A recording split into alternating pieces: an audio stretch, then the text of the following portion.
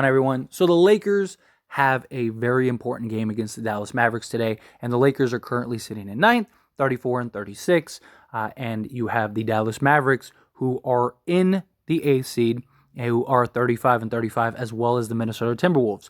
Both of those teams play today, including the Warriors. And the Warriors are on the road against the Atlanta Hawks, so we'll see how that goes, because you know how the Warriors have been on the road. Not just that, they don't have Draymond Green, so that should help the Atlanta Hawks. And the Atlanta Hawks, they're fighting for seeding as well, so they need to do their best to kind of keep winning games here, and they're on a 2-game losing streak, so they really need the win. That's very important for them. But regardless, right, Dallas Mavericks, important matchup, right? That would put us at 35 and 36, same record as Dallas.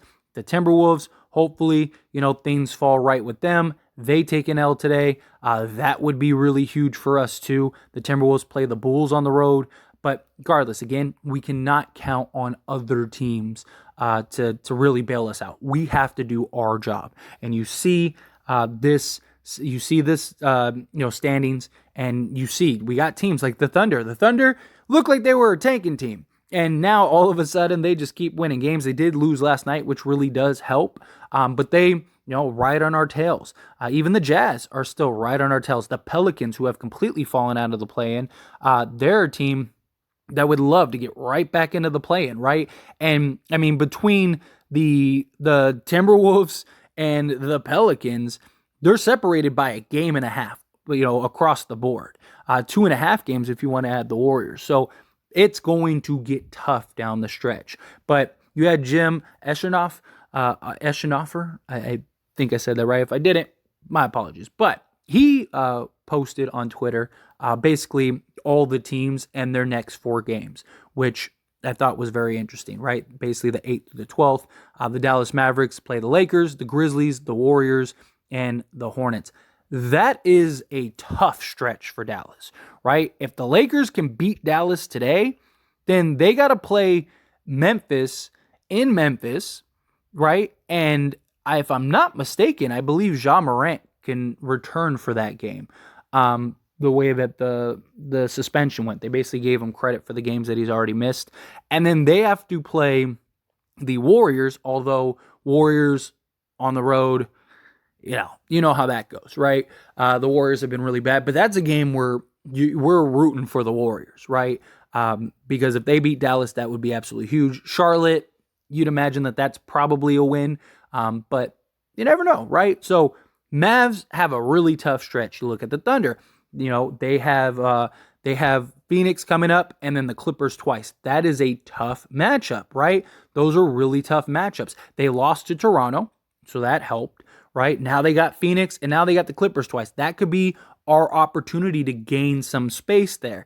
Even if they don't lose all 4 of those games, say they lose 3 of them or 2 of them, right? If we win our next 4, well, then all of a sudden we're in a position to where it's like, okay, well, now we've gotten some separation. That's what the Lakers need. The Lakers really need to start separating themselves from the rest of the pack. They've had opportunities, and they haven't really capitalized on them lately, and that's frustrating, but you still have opportunity because luckily other teams continue to keep losing. Lakers, again, they have Dallas, got to get that win today. Orlando, I think that's a very winnable game for us. Phoenix without Kevin Durant, again, I think is a very winnable game. And then you got OKC, which is, again, a very important game. Beauty is all of these games, including that last Chicago Bulls game, because we have a 5-game homestand, all 5 of those games are at home. We need to go at least 4-1. Ideally, I would love to go 5-0 over that stretch, but it's going to start with Dallas. If we beat Dallas, I think we go at least 4-1. I think they'll know, the Lakers know how important OKC is. I think we win that game. I think we win the Orlando game, and I think we win that Chicago game at home, especially because LeBron might be back at that point. LeBron is ahead of schedule, so that could be good. So the question would be the Phoenix game, right? If we can beat Phoenix, then I think we go 5-0. Assuming, again, we can beat Dallas. Beat Phoenix, then I think we can go 5-0. If we lose to Phoenix, then I think 4-1. But regardless, either way, that would be huge. Dallas isn't going to have Luka. That could really help. Kyrie, He may or may not play, but they're also out several other guys. Tim Hardaway Jr. is questionable. Morris is questionable. I believe he is questionable. They have several guys that are questionable, right? So that's huge. And then the Jazz, they Celtics, Sacramento, Portland, Milwaukee. I think we get some separation against Utah. I mean, maybe they win one or two of those games, but I don't know. Sacramento's still fighting for seeding. They're still trying to, stay in that 2 spot, maybe even catch ground on Denver, because Denver has really been slipping and been losing a lot lately. So I expect them to show up against them. And, though all that's just a juggernaut of a matchup for them. But you look at the Pelicans. The Pelicans, they got a very easy schedule. They got Houston twice, San Antonio, and Charlotte. And the Pelicans should, hopefully they don't, but they should win all 4 of those games, right? They should beat Houston both times. I'm hoping that Houston's on a hot streak and they can continue that, right? They beat the Celtics with Brown and Tatum. They beat us, although we didn't have Anthony Davis, but still, hopefully they can get it done against the Pelicans. The Pelicans have been kind of rough, and you know how that goes. And both Houston games, I believe, are in Houston. So hopefully Houston at least gets one of them. At least win one of them on your home court. San Antonio, not really counting on it. Maybe Charlotte, maybe they can get it done, right? But we are in a very nice position, right? We have an easy schedule. We have depth. We have talent. We have the number 1 defense. We have a top. I think we've dropped to like 7th or 8th offensively because, last few games, we haven't been as great on the offensive end or put up as many points on the offensive end, even the games that we've won. But still, top 10 offense, number 1 defense, depth, talent, Anthony Davis, D'Angelo Russell back, LeBron James returning at any moment. We need to do our part. We need to win these games. We need to win this stretch. Like I said, you got a homestand. Defend your home. That's all you got to do. Just win your home games. You win your home games, all of a sudden, we are 3 games over 500, and we might be in the 6th seed at that point. Literally. Right? That would be just chef kiss, right? That would just be absolutely beautiful. And then after that homestand, we play the Chicago Bulls again in Chicago, and then we have another huge game against the Minnesota Timberwolves. You win that game, if we can go, right, let's say if we can go, say, 6-2 over our next 7 games, right? You go, let's say we beat the Mavericks, you beat the Magic, let's say you drop the Suns game. Okay. Right? So you got, 2-1, and then you beat the Thunder, because again, that's a very important, very crucial game. We saw what the Lakers did. They stepped up and they played big against the Pelicans. My hope is they do it against the Thunder again, and then you beat the Bulls game, right? The first Bulls game in LA, right? So now you're 4-1. Let's say you drop that Bulls game, because it's tough to beat teams back-to-back, period. And now you're in Chicago. Patrick Beverley, you imagine, I could see him having some like ridiculous game just because, he's hurt. So he's hurt that the relationship with the Lakers didn't work. So let's say we drop that, right? Well, now you're 4-2 going into that Timberwolves game. You win that Timberwolves game. Now you got the revenge game against the Rockets. And then the Jazz, you should beat twice. All of a sudden, in this stretch of 12 games, realistically, we could go 9-3, maybe 8-4. I really don't believe that it is impossible for the Lakers to do that. Got to win the Mavericks game, right?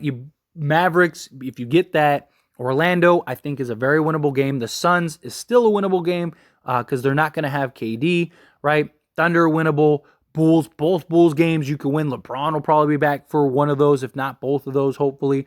Timberwolves are going to be tough, fighting for seeding. But again, I think you get that done. The Rockets, you should be able to beat the Rockets with AD and LeBron James. That should happen. And then you got the Jazz game and the Clippers game. Those 2 games are going to be very interesting because those are back-to-backs, and Anthony Davis isn't playing back-to-backs. So does he play for that, especially if it's important? Right? Or does he play the Jazz game and maybe sits the Clippers game? Because by that point, Clippers might have gotten enough separation. They've been playing good basketball as of late. So I could see them maybe getting enough separation to where we're not going to be able to catch them. So might not be as important of a game as like the Utah Jazz. So maybe that's the route and approach that they go. And then you got the Suns again, where the Suns, I wouldn't be surprised if the Suns are sitting everybody, right? Because they might be, if they're locked into like that 4 or 5 spot, right? Because the Suns right now are in the 4 seed, and they are 2 games ahead of sixth. But are the Warriors really going to catch them? I don't think so.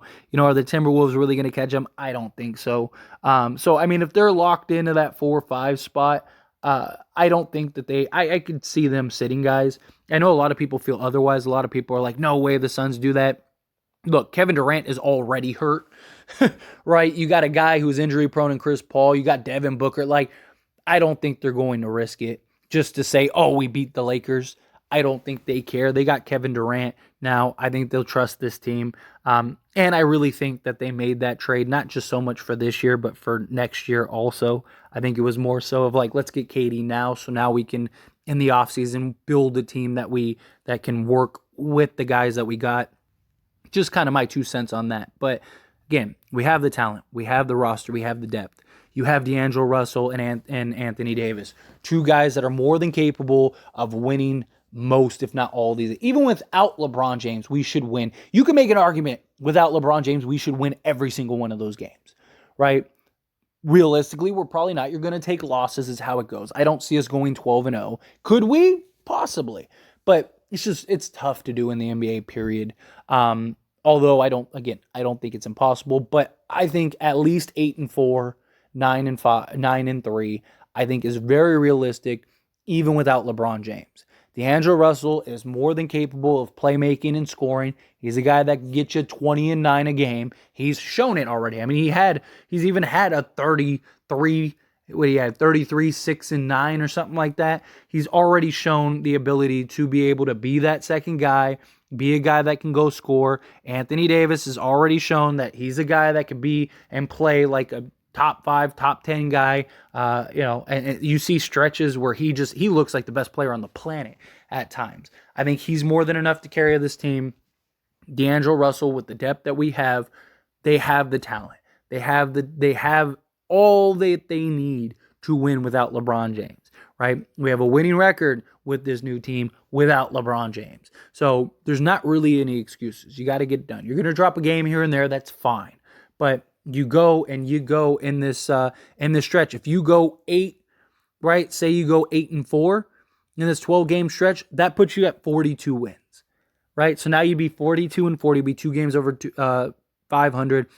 That really might get you the 6th seed this year. With as tight as it is, that really might get you there. I would like to go 9-3, because then that puts you at 39 losses. And then you basically would have what? You'd have, 9, you'd have 43 wins, right? That bare minimum gets you probably the 7th, 8th seed. But that might get you there. In a perfect world, we win 12. If we win all 12 games, I think we're the 5 seed at that point. But don't want to get too ahead of ourselves. Anyway, as always, this is a discussion, so I pass the question on to you. Let me know your thoughts and opinions down in the comments below. What do you think? Think the Lakers can do it? Think the Lakers can get it done? How many games do you see them winning? However you feel, whatever your thoughts are, let me know. Love to hear it down in the comments below.